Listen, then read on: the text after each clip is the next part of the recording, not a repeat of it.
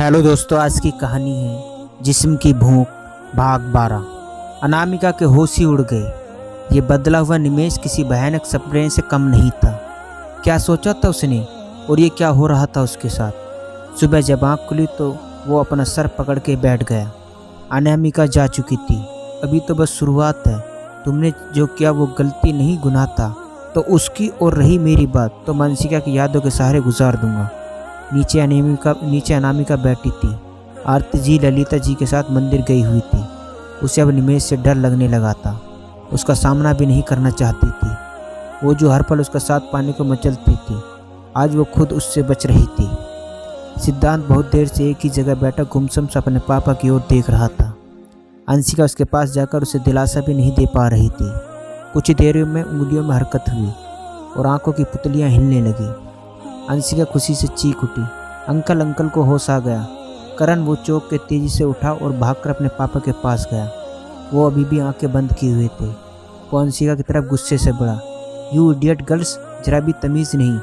मरीज के सामने इतने ज़ोर से जानवरों की तरह चिल्ला रही हो। अपनी भारी रोबदार आवाज़ में दहाड़ता वो बाहर डॉक्टर को बुलाने चला गया। अंशिका की आंखों में आंसू आ गए। आज तक किसी ने उससे इस तरह की बात नहीं किया था। मन ही मन में उसे गालियाँ देती हुई वो सोफे पर जा बैठी।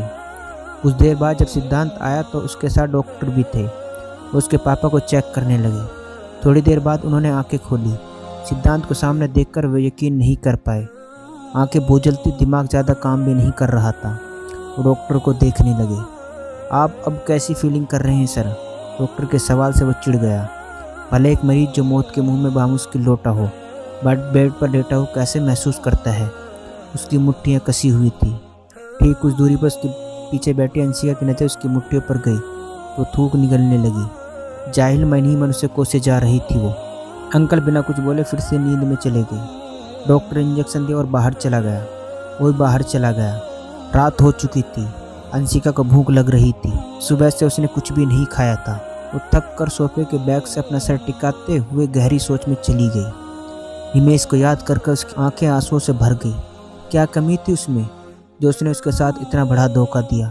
अगर उसे अनामिका से ही शादी करनी थी, उसे क्यों प्यार के जाल में फंसाया?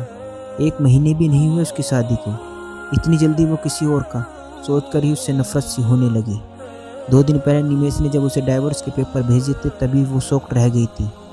ठीक है, वो बहुत ही ज़्यादा नाराज़ थी, पर डाइवोर्स के बारे में तो उसने सोचा भी ना था।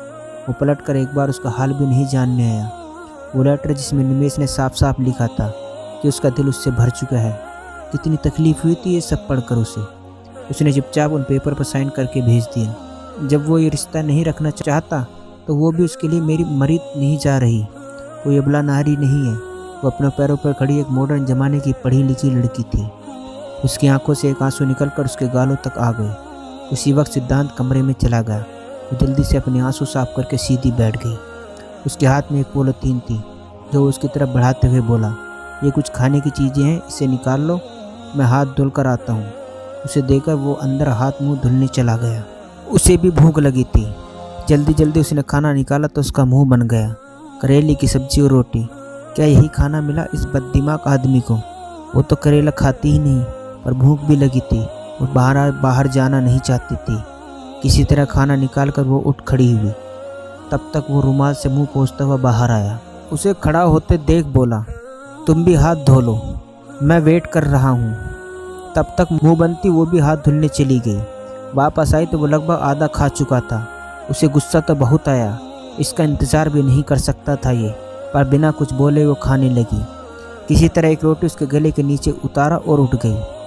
तुमको घर छोड़ देता हूँ, मैं यहीं रुक जाता हूँ, वो सोफे से खड़े होकर बोला। तो वो हाँ में सर हिलाती उठ खड़ी हुई। वैसे भी वहाँ एक ही लोग रात में रुक सकते थे। उसकी बात सुन के बाहर निकल गई। वो भी पीछे पीछे चला गया। स्कूटी पे बैठी वो उसका वेट करने लगी। जब वो थोड़ा गुस्से में बोला, तुम पीछे बैठो, मैं चलाऊँगा, मुझे नहीं पसंद मैं किसी लड़की के पीछे बैठ कर चलूँ, उतरो। वो आंखें फाड़े उसे देखने लगी। वो किस ज़माने में रह रहा था। उतरना तो नहीं चाहती थी, पर उसे देखकर वो नीचे उतर गई। वो उसके पीछे बैठी तो वो स्कूटी आगे बढ़ा ले गया। थोड़ी दूर होकर बैठो, ज़्यादा इधर उधर मत देखो, हिलो मत ज़्यादा।